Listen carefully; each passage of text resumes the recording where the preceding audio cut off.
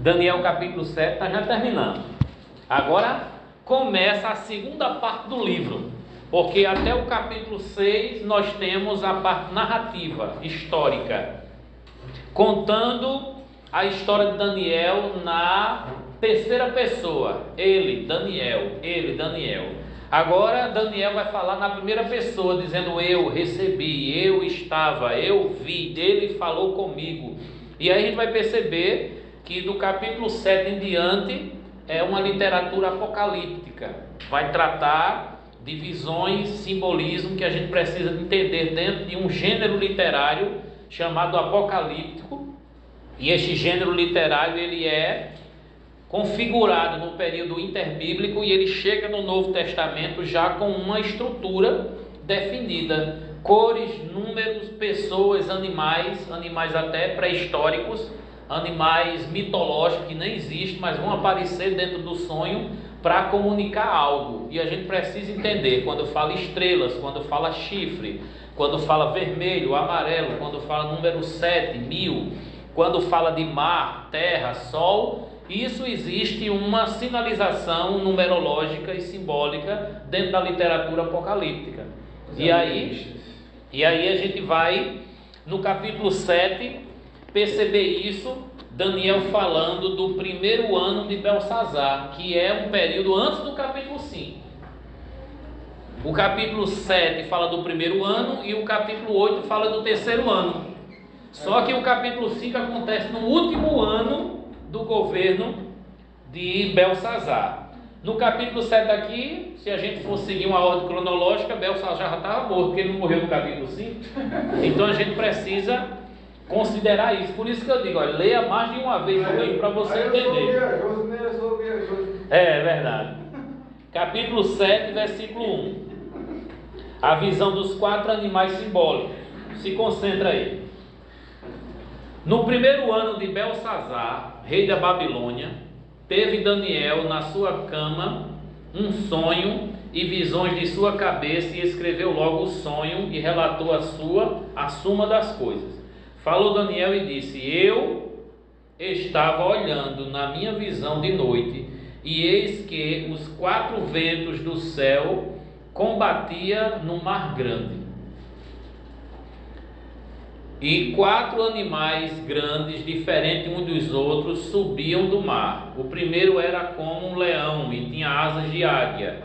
Eu olhei até que lhe foram arrancadas as asas, e foi levantado da terra e posto em pé como um homem, e foi-lhe dado um coração de homem. Agora o 5. Continuei olhando, e eis aqui o segundo animal, semelhante a um urso, o qual se levantou de um lado, e tendo na boca 3 costelas entre os seus dentes, e foi-lhe dito: levanta-te, devora muita carne. Depois disso eu continuei olhando, e eis aqui outro semelhante a um leopardo, já é o terceiro animal. E tinha 4 asas de ave nas suas costas. Tinha também este animal 4 cabeças, e foi-lhe dado domínio. Olha, ele começou de um jeito e depois apareceu de outro. Aí o 7, depois disso, eu continuava olhando nas visões da noite, e eis aqui o 4º animal, terrível e espantoso e muito forte, o qual tinha dentes grandes de ferro. Ele não está comparando com animal nenhum na terra que ele conhece. Ele disse que era um grande e terrível. O primeiro ele disse que era um leão, não foi? Foi. O segundo ele disse que era um urso, e o terceiro um leopardo. Mas esse outro ele não conseguiu descrever. Ele disse que era um animal terrível, o qual tinha dentes de ferro. Ele devorava e fazia em pedaços, e pisava aos pés o que sobejava. Era diferente de todos os animais que apareceram antes dele, e tinha 10 chifres, 10 pontas. Quer dizer, ele está chamando de animal espantoso. Imagina um cara sonhando com um negócio desse. 8. Estando eu considerando as pontas, olhando para aquele chifre lá, eis que entre elas subiu uma ponta pequena.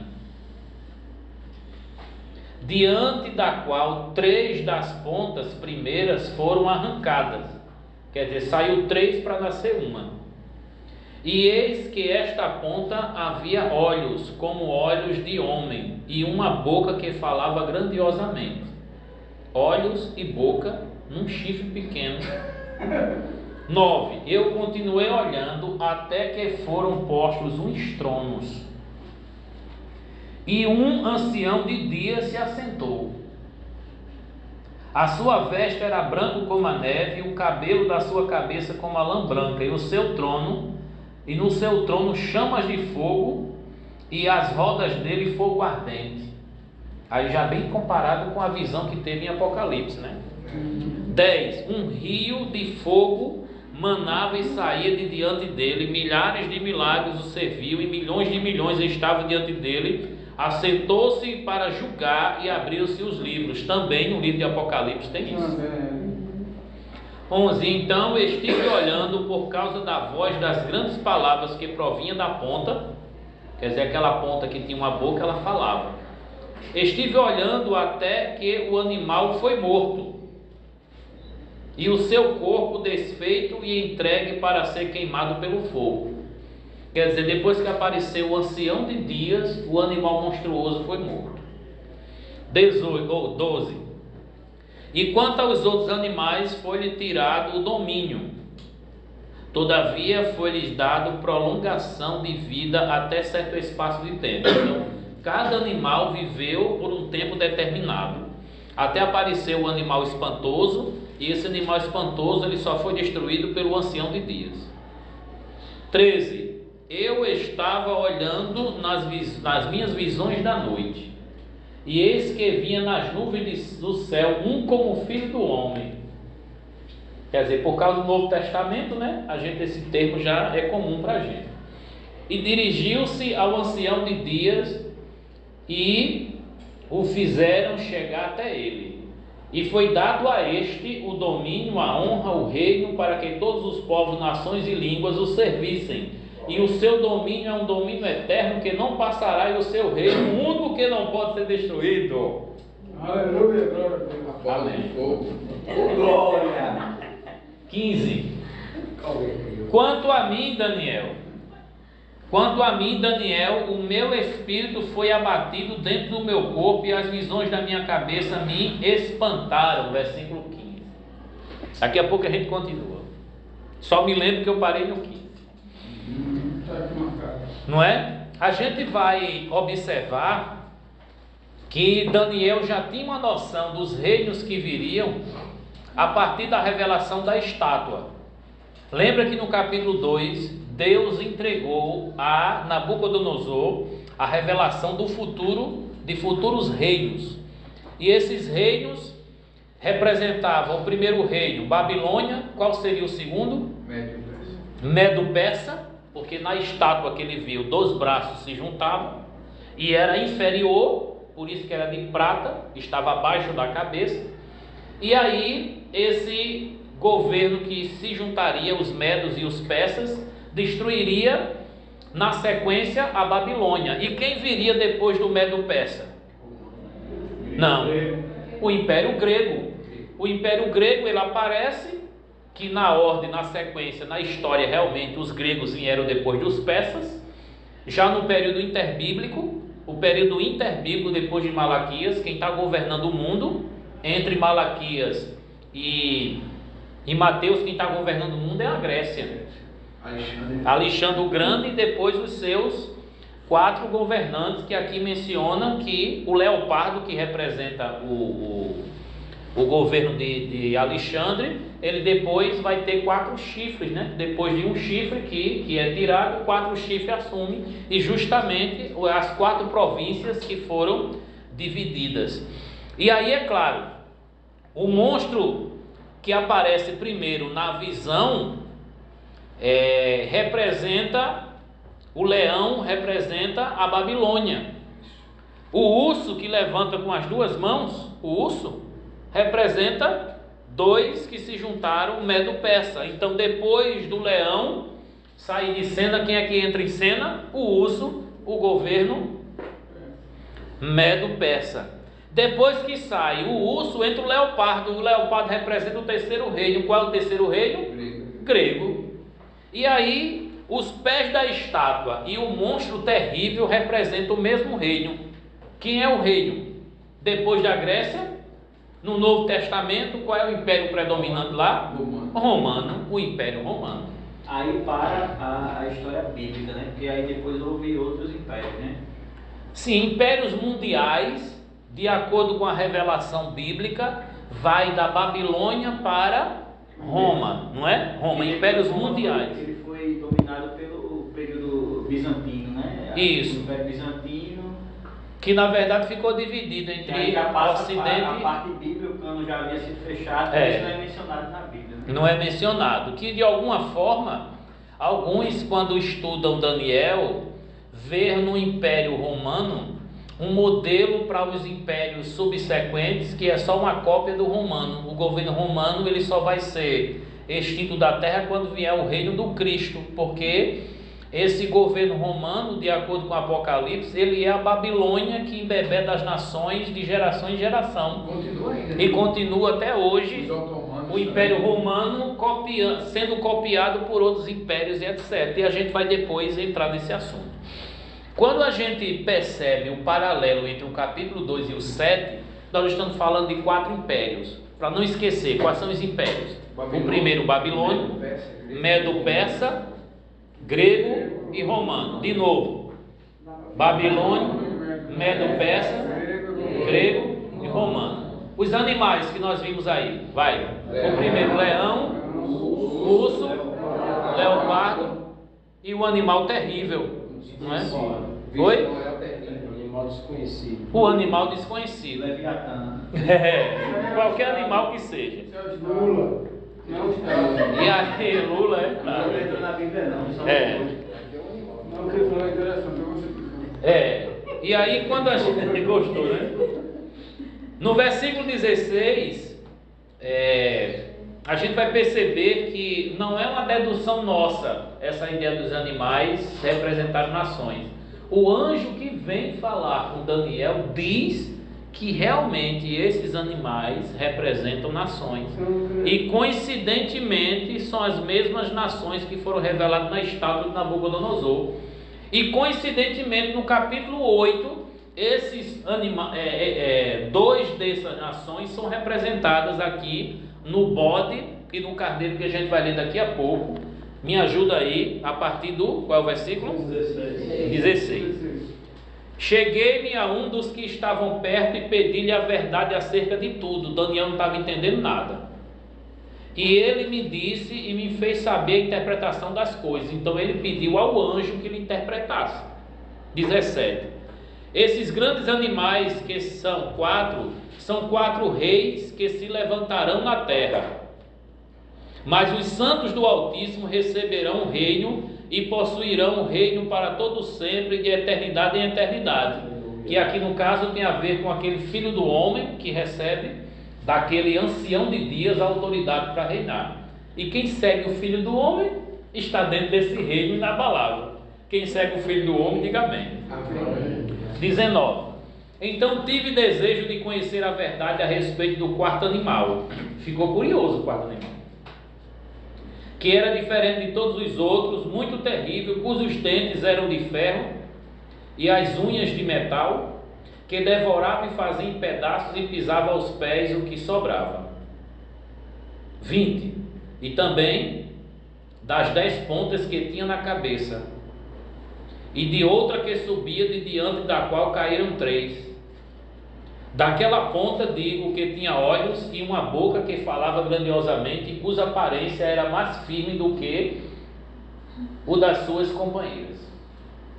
Eu olhava e eis que a ponta fazia guerra contra os santos e os vencia. Quer dizer, essa ponta atacava especificamente o povo santo, o povo escolhido. 22. Até que veio o ancião de dias, e foi dado o juízo dos santos do Altíssimo, e chegou o tempo em que os santos possuíram o reino. Ele está relembrando a visão, né? 27.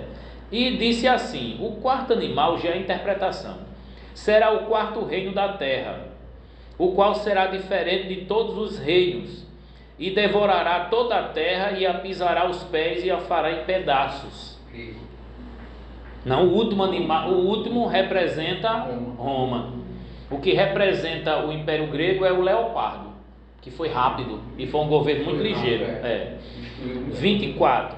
E quanto às 10 pontas, daquele mesmo reino se levantará 10 reis, e depois dele se levantará outro, o qual será diferente dos primeiros, e abaterá a 3 reis, e proferirá palavras contra o Altíssimo, e destruirá os santos do Altíssimo, e cuidará em mudar os tempos e a lei, e eles serão entregues nas suas mãos por um tempo e tempos e metade de tempo, mas o juízo estabelecerá, e eles tirarão seu domínio para o destruir e para o desfazer até o fim. E o reino e o domínio e a majestade dos reinos debaixo de todo o céu serão dados ao povo do Altíssimo, e o seu reino será um reino eterno, e todos os domínios o servirão e lhe obedecerão. Aqui findou a visão. Quanto a mim, Daniel, os meus pensamentos muito me espantavam, e mudou-se em mim o meu semblante, mas guardei estas coisas no meu coração. Então foi terrível a visão de analisar esses animais e ficar ansioso em saber o que esses animais representam, e o anjo explicou que esses animais representam nações, reinos, e que cada reino que vai mudando no governo do mundo vai piorando a situação em destruição. Aqui há uma progressão de maldade entre os reinos do mundo. Cada reino que vem, que destrói o reino anterior, ele vai piorando em maldade. E o reino monstruoso desse animal indescritível e terrível é um reino que devora pessoas, que estraçalha pessoas, que tinha boca de ferro e acabava com quem aparecia na sua frente e quem era contra eles. Então é um reino que a gente percebe na prática que era muito parecido com os imperadores babilônicos, né? Ou romanos. Os imperadores romanos tinham muito isso de perseguir.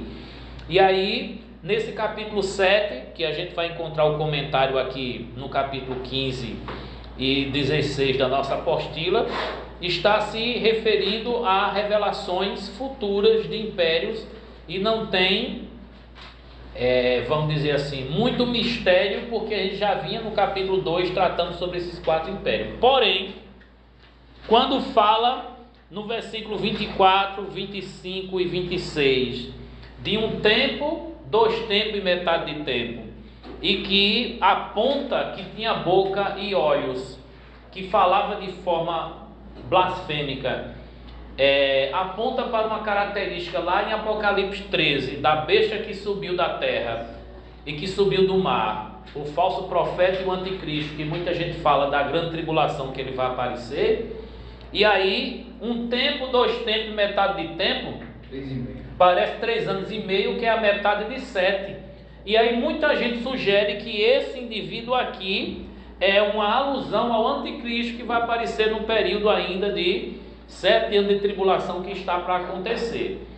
E aí outros vão também fazer menção, que está aqui comentado na apostila, fazer menção de que esse período de 3 anos e meio foi o período em que Antíoco Epifânio IV, que foi colocado para governar a Palestina depois de Alexandre o Grande, e profanou o templo, trazendo abominação, e está cumprindo a profecia de Daniel no capítulo 7, 8 e 9. E no capítulo 9 ele vai orar e vai falar das 70 semanas de Daniel.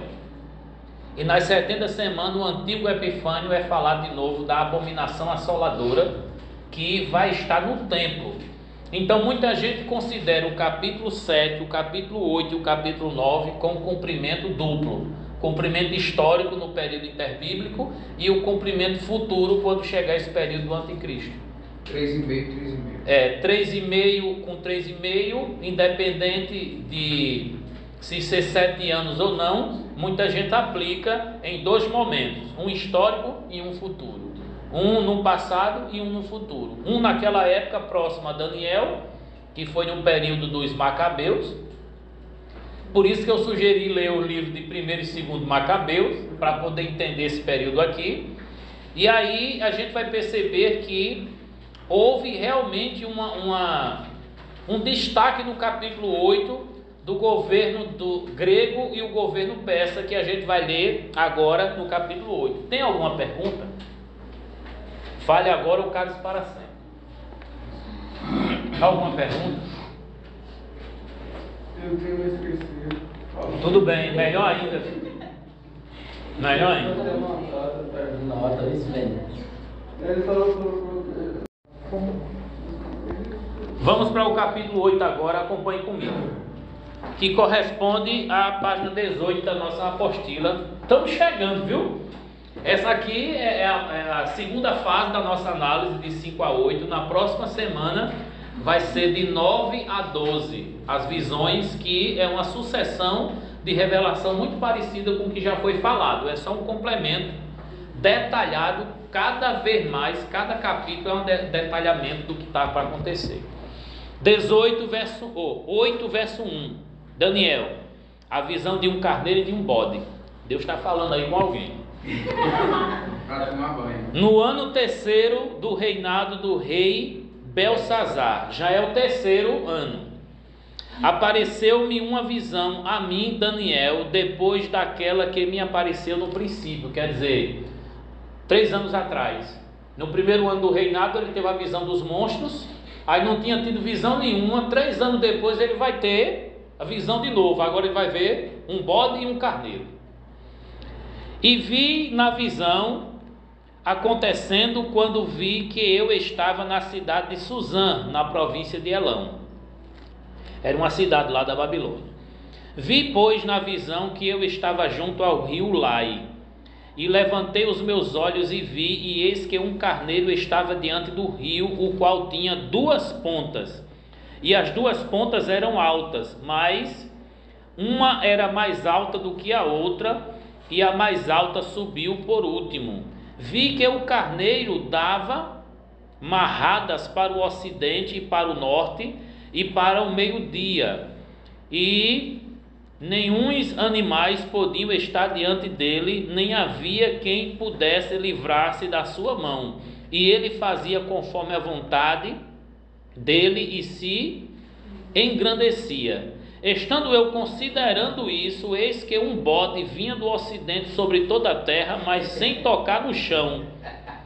E naquele bode tinha uma ponta notável entre os olhos, e dirigiu-se ao carneiro que tinha as 2 pontas, ao qual eu tinha visto diante do rio, e correu contra ele com todo o ímpeto da sua força. E o vi chegar perto do carneiro, irritar-se contra ele, e feriu o carneiro e lhe quebrou as 2 pontas, pois não havia força no carneiro para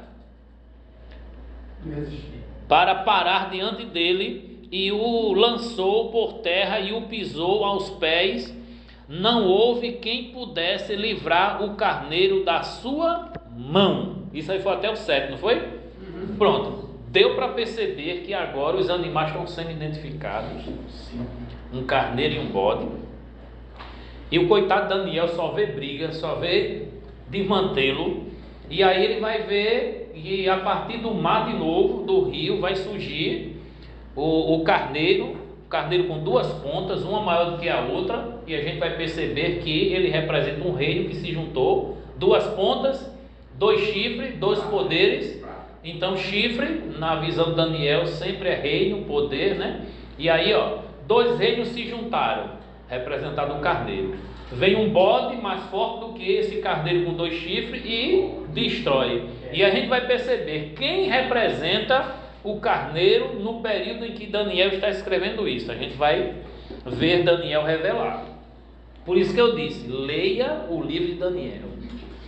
Leia mais de uma vez, porque são detalhes que não dá para a gente deduzir. A gente tem que ver Daniel explicando ou o anjo explicando, porque a Bíblia explica a própria Bíblia.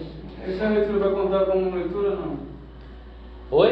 Vai contar como leitura essa daqui? Essa que nós estamos fazendo aqui, quem está lendo sou eu, então é ponto para mim. Verso 9. E de uma delas, verso 9. Não é? Da 9 ou é 8? 8? Então vamos lá. Me ajuda aí. E o bode se engrandeceu em grande maneira, mas estando na sua maior força, aquela grande ponta foi quebrada.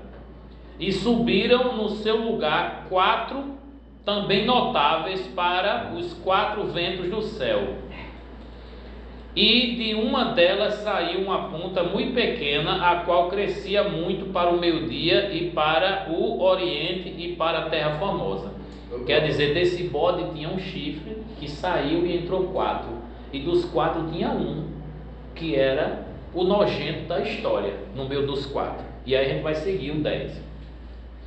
E se engrandeceu até o exército dos céus, e alguns do exército das estrelas deitou por terra e os pisou. E se engrandeceu até ao príncipe do exército, e por ele foi tirado o contínuo sacrifício, e o lugar do seu santuário foi lançado por terra. Quer dizer, essa ponta aí, nojenta, foi e alterou o sacrifício e o santuário, e ele está sendo identificado aqui por conta dessa intervenção ao sacrifício e ao santuário. O que marca a história desse indivíduo representado no chifre é a profanação ao santuário e o que ele faz com o sacrifício. Verso 12.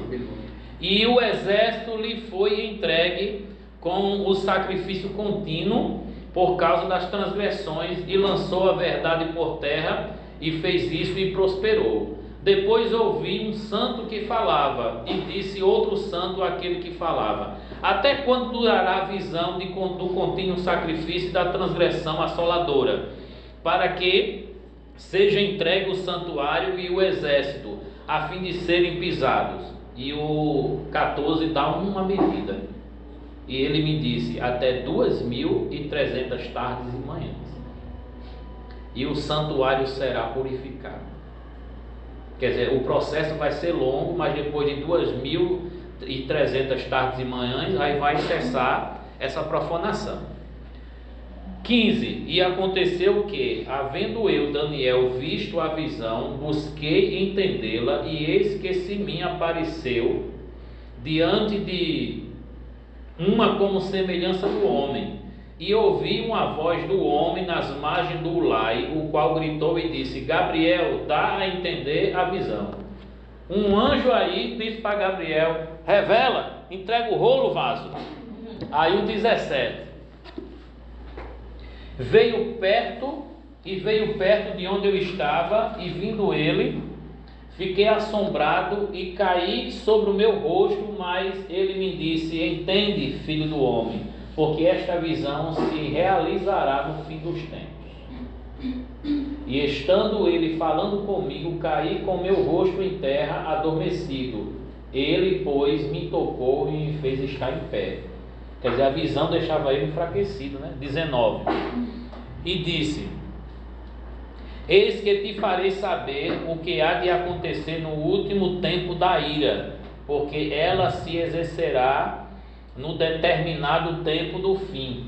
Aquele carneiro, verso 20, preste atenção. Aquele carneiro que viste com 2 pontas são os reis da Média e da Pérsia. Seria Dario e Ciro. 21. Mas o bode peludo é o rei da Grécia, e a ponta grande que tinha entre os olhos é o primeiro rei. Quem é o primeiro rei da Grécia? O primeiro rei grego. O pai de Alexandre. Quem foi? Alexandre o Grande. O macedônico, né? O ter sido quebrada, levantando-se 4 no seu lugar, significa que 4 reinos se levantará na mesma nação, mas não com a mesma força dele. Alexandre, ele governou de uma forma impressionante como um leopardo, não é? Avançou como um leopardo, mas pouco tempo, 10, 11 anos, ele morreu. Então foi um rei muito rápido como o leopardo. Mas depois de Alexandre, no governo grego ainda continuou com 4 governantes. E aí onde está a ponta blasfema que vai atingir o sacrifício. Observe e se concentre. É o que ficou em Jerusalém, no caso. Se concentre. Só se concentre. Verso 21. O bode peludo é o rei da Grécia, e a ponta grande que tinha entre os olhos é o rei primeiro.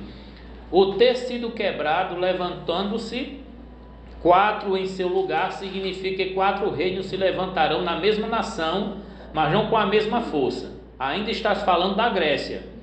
Mas no fim do seu reinado, quando os prevaricadores acabarem, se levantará um rei feroz de cara, e será entendido em adivinhações, e se fortalecerá a sua força, mas não pelo seu próprio poder, e destruirá maravilhosamente, e prosperará, e fará o que lhe aprouver, e destruirá os fortes e o povo santo.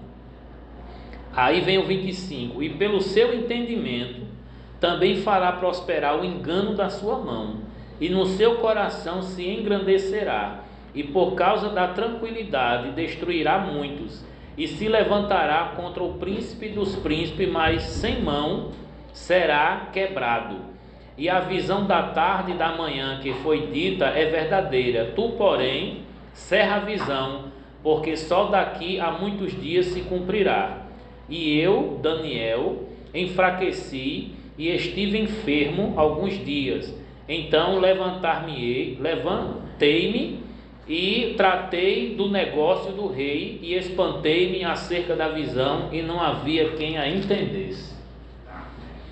Quer dizer, mesmo o anjo Gabriel vindo explicar, ele ainda ficou com dúvida. Se Daniel ficou com dúvida, e com quem ele conversou, ele não conseguiu chegar a um acordo, imagine agora para a gente chegar a um acordo aqui. Não é? Quando a gente for, para não fugir aqui, quando a gente for analisar o que aconteceu no período grego, e a gente voltar para cá, o capítulo 8, a gente vai perceber literalmente que no governo grego, o governo grego é representado pelo bode ou carneiro? Bode. O bode. O bode tinha um chifre que caiu e apareceram mais 4. E foi exatamente o que aconteceu no governo de Alexandre. Quem quiser até assistir o filme de Alexandre o Grande vai perceber isso. E quando a gente lê o livro de Macabeus, ou quando a gente vai estudar esse período interbíblico, a gente vai perceber que dos 4 teve um pior. E esse um pior é que trouxe a profanação. Vocês vão estudar sobre um tal de Antíoco. Antíoco Epifânios.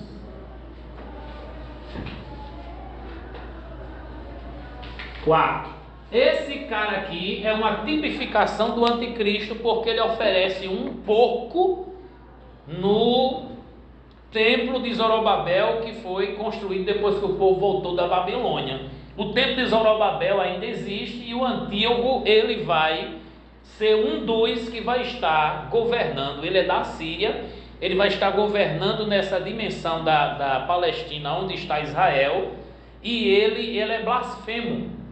Ele interfere no santuário, no sacrifício, e ele massacra muitos judeus. É onde vai ter a revolta dos Macabeus, e esse livro é muito importante para a gente entender esse período. O capítulo 8 de Daniel, ele se cumpre literalmente nesse período de Antíoco Epifânio da Grécia. Ele se cumpre nesse período. Porém, tem alguns indícios aqui que parece que Deus está apontando para um período mais longo. É como se tivesse um comprimento duplo. Vai ter um comprimento aqui, próximo de você, no governo da Grécia, que vai ser depois do governo da Pérsia. Porém, ainda tem coisa para o tempo do fim, para muito mais longe. E qual é a nossa missão como intérprete da Escritura? Analisar o que se cumpriu no período passado e ver o que está faltando ainda para se cumprir no futuro. Por que eu estou pedindo para eu falar e concluir tudo? Para que as perguntas que vocês não venham fazer não venham desviar o raciocínio e eu não conclua a mensagem completa.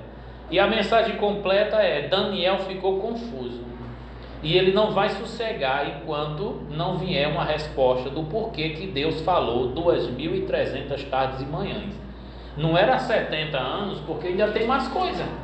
Daniel vai ficar perturbado, vai continuar trabalhando nos seus afazeres, mas isso vai ficar incomodando até ele receber a resposta. É quando no capítulo 9 ele entra em oração, que muita gente vai achar que todo mundo tem que orar 21 dias para ter vitória, mas aí a gente vai falar sobre isso na próxima aula, que a gente vai falar do 9 ao 12. Perguntas? O tempo que Zorobabel levantou foi o segundo?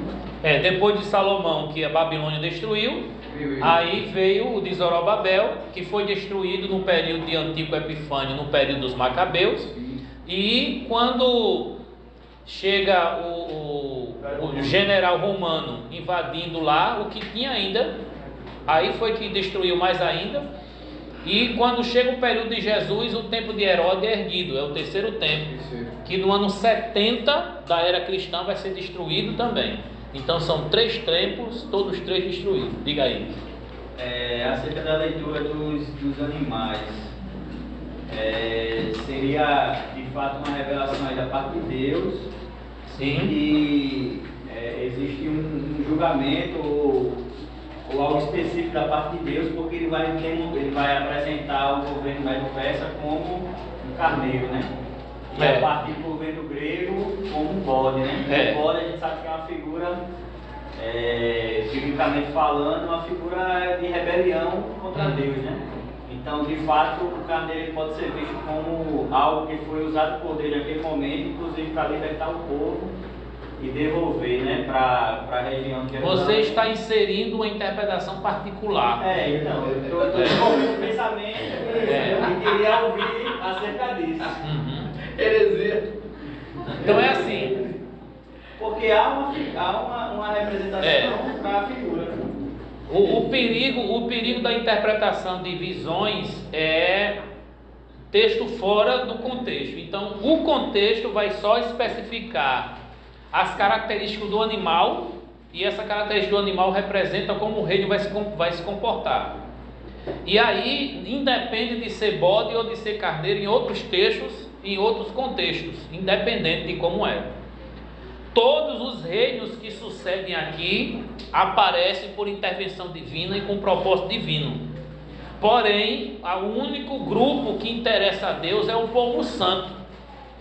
E Deus está utilizando esses impérios ímpios e profanos para intervir na vida do povo santo, para ensinar o povo santo que não se deve desobedecer e se rebelar e não guardar os mandamentos, porque isso tudo foi mostrado anteriormente. Se eles não obedecessem, ia penar no cativeiro através dos inimigos. Então, para concluir o que ele estava perguntando, não há uma característica extra Daniel para dar ao bode e ao carneiro. Não há característica extra. O capítulo 8 interpreta o 8, o 9 interpreta o 9, o 10 interpreta o 10, porque a interpretação já é dada. Aí essas outras coisas extras aí é por conta do intérprete, né? A pessoa que lê, aí joga. Diga aí. Esse mesmo reino romano é o mesmo de Roma de hoje. Como é? Esse mesmo reino romano é o mesmo de hoje da Itália. É o reino antigo, que o que sobrou foi essa Roma que tem lá na Itália, né? O que sobrou. É o nosso perigo.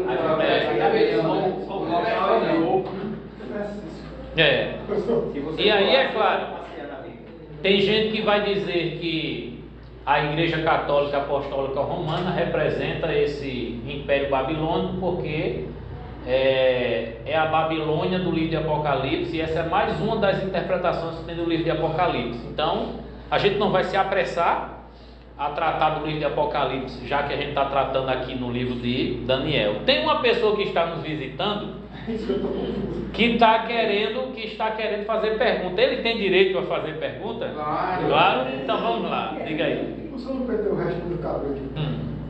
Eu estou chegando agora, certo. Estou pegando já a hora andando, né? Já quase no final. Você sabe. Mas o senhor está tentando explicar a gente, ensinar a gente a interpretar os outros estão tentando ensinar a gente do que tudo isso. Boa. A Bíblia. Quando a gente estuda a análise de um livro, aí eu estou ensinando como analisar. E aí eu criei uma apostila falando sobre os comentários capítulo por capítulo e também o contexto histórico do período de Daniel. E aí a primeira aula foi sobre o período histórico, que contextualizando com Jeremias, com Reis e Crônicas. E aí eu trabalhei o capítulo 1 ao 4 e na outra aula, depois agora 5 a 8 e na próxima aula do 9 ao 12 eu dividi o livro em 3 sessões para a gente poder apresentar. E eu vou lendo e fazendo a aplicação, da mensagem e da teologia do livro de Daniel. E pedindo que os alunos leiam também em casa para a gente poder comparar aqui a interpretação. A primeira parte parece fácil, porque são narrativas do que aconteceu na época. A segunda parte, que vai do 7 ao 12, aí são visões. Como eu pedi para fazer leituras variadas e para não faltar, para acompanhar o raciocínio, quem acompanha o raciocínio das aulas que estão gravadas, que está lá no grupo, do 1 ao 6, que eu vou botar também ao longo da semana, essas que eu gravei aqui, que vocês não atrapalharam, graças a Deus, aí nós vamos, na próxima aula, conseguir fazer um resumão do que é a mensagem do livro de Daniel. E 3 coisas a gente aprendeu no livro de Daniel. Deus é soberano e Ele está de olho e intervindo nos reinos e nas nações o tempo todo. Ele está no controle e no comando. Segundo, Ele está de olho no seu povo, guardando e livrando, apesar da maldade para o seu povo. E terceiro, Deus, Ele vai cumprir suas promessas que Ele falou no passado, porque tudo que está se falando no livro de Daniel está acontecendo literalmente. Então vamos nos submeter a esse Deus, porque Ele livra, guarda e protege os seus, e Ele cumpre com sua palavra. É a mensagem até agora no livro de Daniel. Respondendo sua pergunta, eu estou ensinando a analisar, interpretar corretamente o livro e a captar a mensagem central. Mas o nosso capítulo ele deixa bem claro, né? É. Ele mostra a visão e a interpretação da visão. Maravilhoso. A maioria dos textos apocalípticos tem a visão e tem a interpretação. O problema é que as pessoas fazem conclusões precipitadas. Tem gente que vê bode, carneiro e outras coisas, né? Sabe como é que é, né? Depois que eu converso e oriento, né? Vamos ficar de pé e vamos orar. Na história, né?